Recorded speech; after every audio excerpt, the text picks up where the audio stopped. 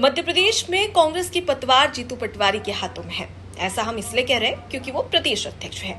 लेकिन आने वाले 2 से 3 महीने में जीतू पटवारी का भविष्य स्पष्ट हो जाएगा। ऐसा हम इसलिए कह रहे हैं क्योंकि 2023 का विधानसभा चुनाव जीतू पटवारी हार चुके हैं, लेकिन 2024 का लोकसभा चुनाव क्या वो जीत पाएंगे?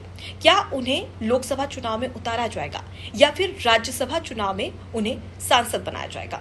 कई सारे ऐसे सवाल हैं जिसके जवाब कहीं ना कहीं मध्य प्रदेश की राजनीति में कांग्रेस के लिए गहमा गहमी सामने आ रही है। अब सवाल यही कि राज्यसभा चुनाव होना है जिसमें कांग्रेस के पास में केवल 1 राज्यसभा सीट है, बाकी 4 राज्यसभा सीटें बीजेपी के खाते में है।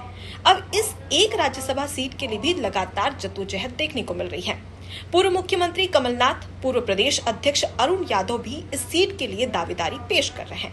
ऐसे में सवाल यही कि क्या जीतू पटवारी को राज्यसभा चुनाव के जरिए सांसद बनाया जाएगा या फिर उन्हें लोकसभा चुनाव में उतारा जाएगा? सवाल कहीं है, लेकिन इसके लिए थोड़ा इंतजार करना पड़ेगा। लोकसभा चुनाव की अगर बात कर ली जाए तो लोकसभा चुनाव में मध्य प्रदेश में 29 लोकसभा सीटें हैं, जिसमें से 28 लोकसभा सीटें बीजेपी के खाते में और 1 लोकसभा सीट कांग्रेस के खाते में है, जो कि कमलनाथ का गढ़ कही जाती है और नकुलनाथ छिंदवाड़ा से सांसद है। लेकिन 28 लोकसभा सीटों में से अगर एक भी लोकसभा सीट पर जीतू पटवारी को उतारा जाता है तो क्या वो चुनाव जीत पाते हैं या फिर उसका हश्र भी विधानसभा चुनाव जैसा ही होता है? सवाल कई हैं, लेकिन इसके लिए इंतजार भी करना पड़ेगा।